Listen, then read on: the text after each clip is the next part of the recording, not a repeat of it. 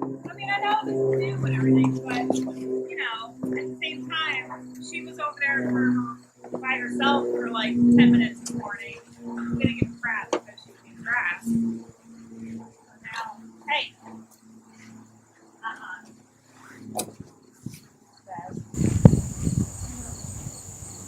So remember when I first met her, all that we had to kind of do to get her brain attached to her? she was fine. Well, she was like that once we started doing stuff with her. Like, who are you? You know?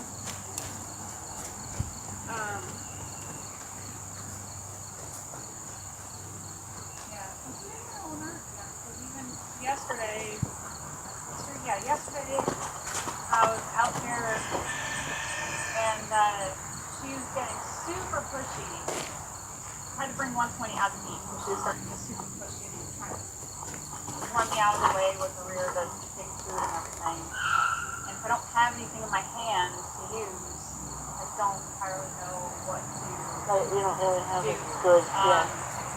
I mean, she was kicking right off my back. And she wouldn't do that any closer, but once she was running and trying to get close to the food, she just like side body blocked to try and like get the. Okay. So then I was like, all right, I don't know what to do about that if I don't have anything with me. Yeah. She definitely in danger of getting kicked under so because that was basically I just sending food. got out. So there, that's looking for excuse. You see how she literally looked for excuse to have that little freak out? I'll get a hold of her and then I'm going to walk you through what we'll do with her. Very nutty. Plus now there's 2 places. What are you worried about? To be. I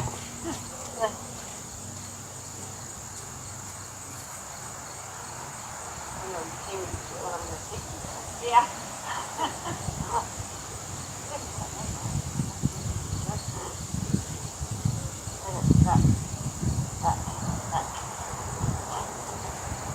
So anything but forward is going to be your answer.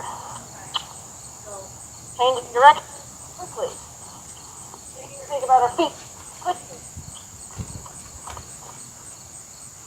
You're going to get her brain back to you.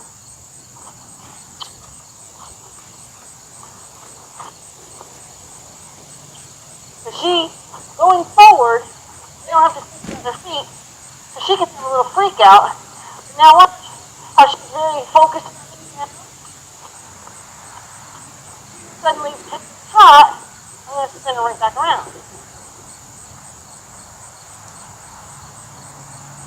Get that. I'll let you have that. Go ahead. Oh, I don't know. I don't see it though. Did it, Captain? Did it? Okay, cool. So when they're kind of losing their mind, just letting them almost adds fuel. That I do remember. So what we need to do is get her thinking about her feet. And backing up and crossing her front feet over in turns is the best way to get them thinking about their feet. So if she starts to get herself upstairs from running, I would tell her, no, how about you change direction?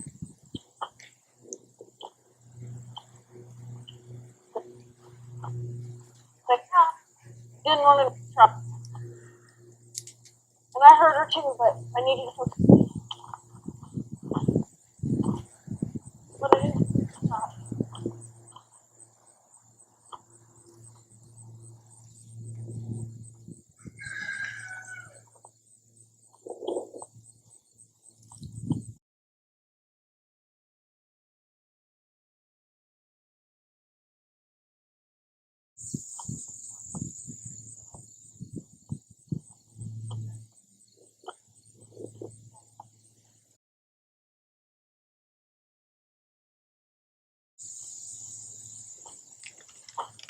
Too much standing will allow it to get built up again. So like wanting to love on her right now is the wrong time to do that. Because I'm going to ask her to go sideways. Again, thinking about her feet.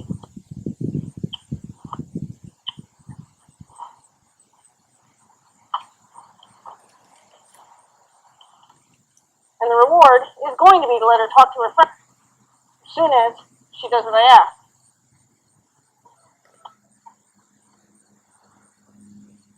And that'll be her reward.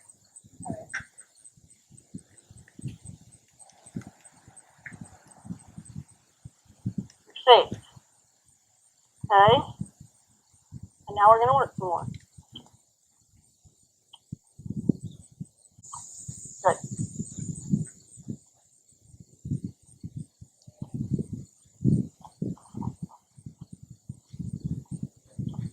Now Remy leaving, if that turns into any kind of stride, I would spin her around and make her go the other direction. So basically, you're going to manage her speed by changing directions. And by managing her speed and doing change of directions, you're going to keep her focused on her feet. And you're going to bring her into a disciplined frame of mind, because by telling her, no, we're not trying. I know that looks like something that you should be doing, but no, that's not what we're going to do. And that'll help her come down a little bit. So I see she's going a little bit faster than I like, and she's kind of thinking naughty a little bit. Now, keep going.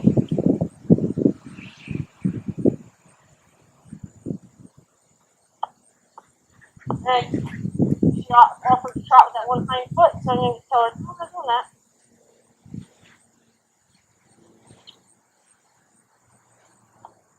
And maybe I'll tell her to do sideways again.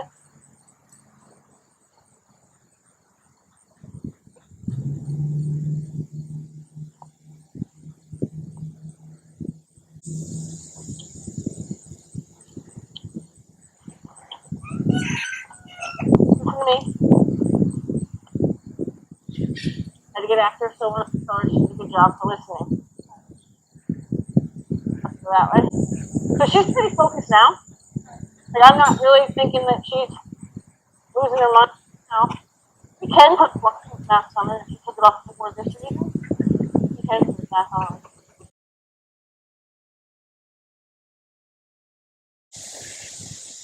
You want to manage her, see if you can.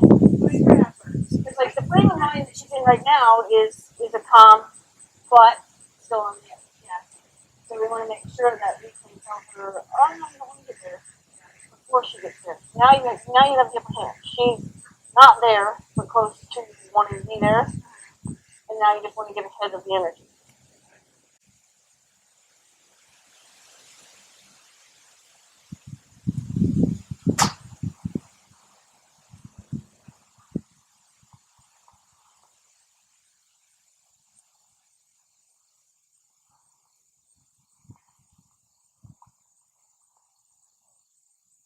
Good girl. So then I would even like yield her and see if I can't just give her a little pet. But like I said, the longer you ask her to stay still, the worse it'll start to get again. Especially if somebody keeps coming, checking in, and leaving again. Good girl. So you want to always at least verbally praise with a really strong crossover step. You want her to keep giving us the best she's got. And often they try and they get away with doing it not so good. Next thing you know, they don't really know what you really want. Yep, that was perfect timing. Why did you do that? Because it looked like she was about to start picking up a little bit. Yep.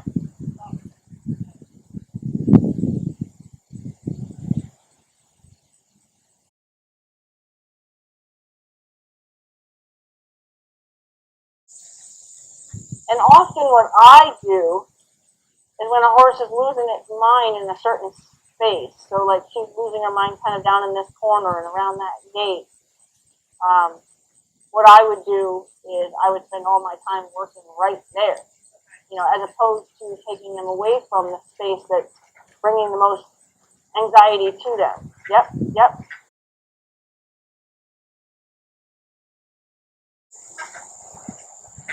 So now her ears, what do you think her ears are saying? Combination both. So you can get it right kind of as two different things.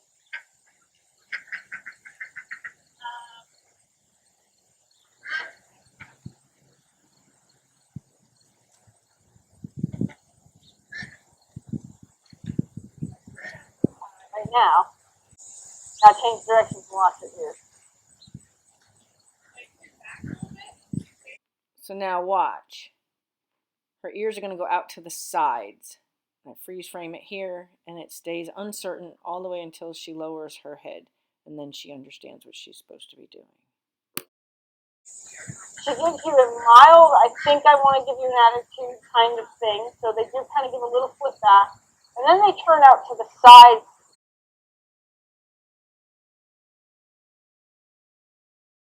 She does kind of that donkey thing, you know, right? So it's an uncertainty. And the only thing I'm going to have you do is where she's kind of winning that little game there with you, is you're backing out of her way. So she's getting away without even really doing it, she's getting away with drive-by. You know, she kept that one ear on you. Unfortunately, quite a bit happens here. So as she comes in, she's going to flip her right ear at Susan and then start to bring her shoulder in. That's all kind of aggressive behavior. Susan's trying to drive her out and away from her, and then she accidentally pulls her, which is very confusing. So the horse actually didn't know what to do there.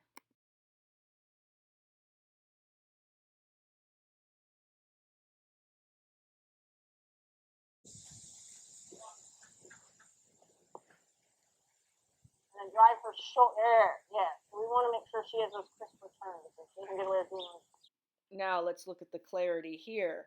Susan's going to invite Epona in with a slight bend over, a wiggle. She's going to redirect her nose right away. Then her body is going to push Epona out onto the circle, all while supporting with the end of that line. Way, way better.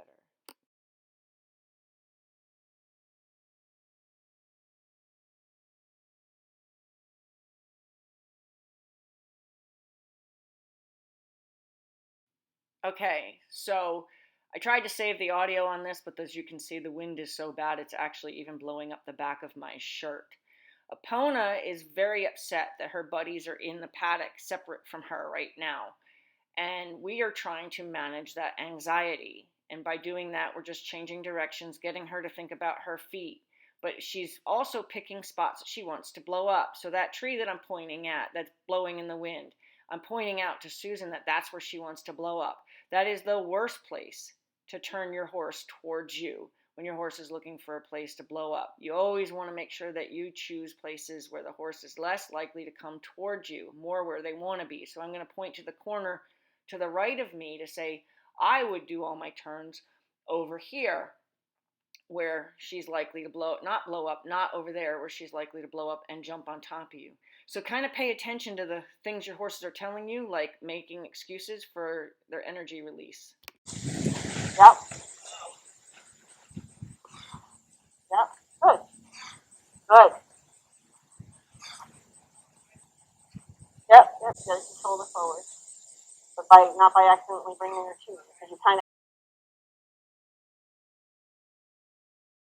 Here, Susan wanted to manage the going forward, but as she crosses her arm across her body like that, she actually told the horse to come to her. So she's the reason the horse didn't know what to do and came towards her. Accidentally brought her to you. So it's energy more on the line with a bump, but then an energy of like a backup energy. So yep. There you go.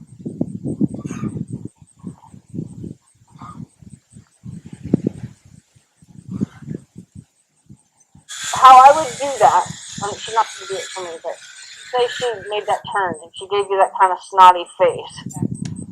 I wouldn't do anything about stopping her front feet. Okay. So I wouldn't. Yeah, I got spun on your armpit the other day. Oh yeah. Yeah. Ignoring it. Yeah.